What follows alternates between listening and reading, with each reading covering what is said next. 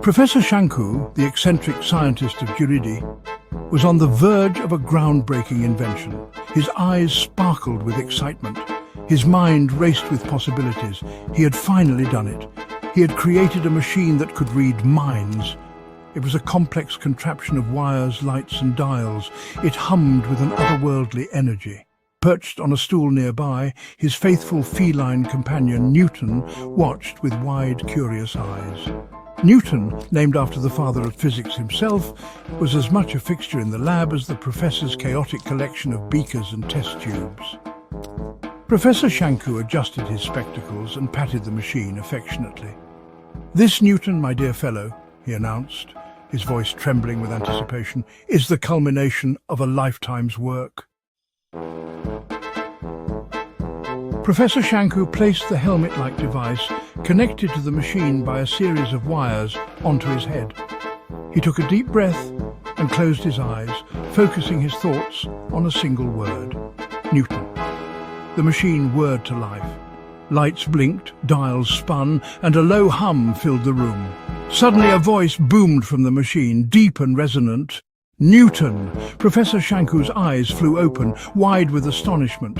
He had done it, the machine worked, but before he could celebrate, the voice returned, this time laced with an ominous tone.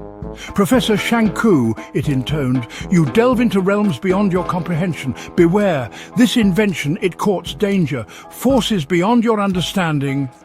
The voice trailed off, leaving an eerie silence in its wake. Professor Shanku, though momentarily unnerved, shook off the warning. "Nonsense," he muttered, adjusting his spectacles. He attributed the strange voice to a technical glitch. After all, what did this mysterious voice know? He was Shanku, the brilliant inventor. Just as he was about to resume his experiment, the machine began to behave erratically. Lights flickered violently, the hum escalated into a deafening roar, and acrid smoke filled the air. Newton hissed, leaping down from his perch. "By Jove!" Professor Shanku exclaimed, scrambling back as the machine shuddered violently.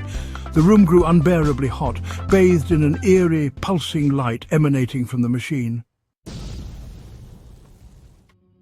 With a deafening explosion, the machine erupted in a blinding flash of light. Professor Shanku shielded his eyes, his ears ringing from the blast. When he dared to look again, he was met with an unbelievable sight. The machine, his life's work, was gone. The only evidence of its existence was a faint smell of ozone and a thin layer of dust settling on the workbench. Newton rubbed against his legs, purring nervously. Professor Shanku stood speechless, his mind racing. What had happened? Where did the machine go? Was the mysterious voice right about the dangers? He had no answers, only more questions.